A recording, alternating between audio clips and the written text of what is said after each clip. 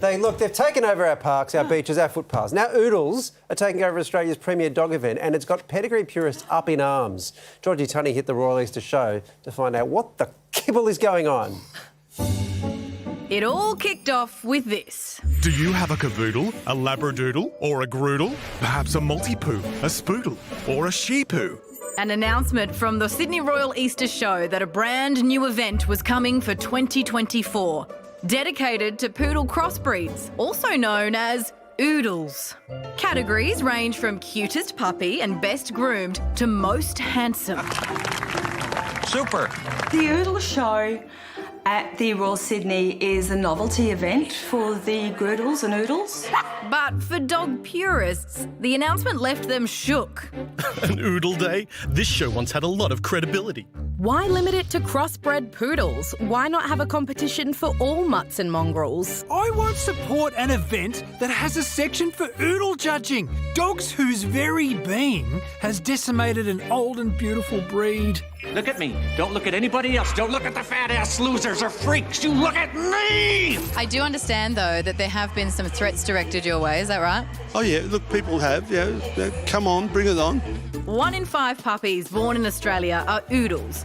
The cavoodle has even been crowned the nation's most popular pup. What's the best thing about having an Oodle? I think they're just really clever. He's just so much fun. And he does not shed. He's just so loving. I love him so much. The first Oodle crossbreeds were developed in the 80s to create dogs less likely to cause allergies.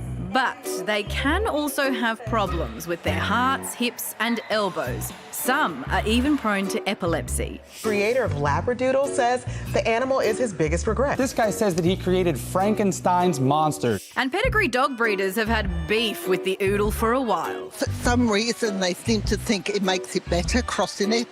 It does not. Letting Oodles into a show once reserved for only the purest of dogs, the final straw. I think it is important in this day and age that we are protecting our purebreds. I'm disgusted. Okay, absolutely disgusted with it. Concern also that the Oodle boom has led to a rise in unethical breeders looking to make a quick buck. The average price for an Oodle? Around $5,000. We decided that we should have recognition of responsible breeders for Oodles. And as for Oodle lovers, they say there's a space for every pup in the doghouse. What do you think about people who aren't necessarily sure that Oodles should be part of competitions? I think there's space for us.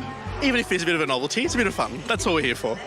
I would like to see more inclusiveness within the canine world. It's about accepting a difference, and I don't necessarily think that's a bad thing. Wow.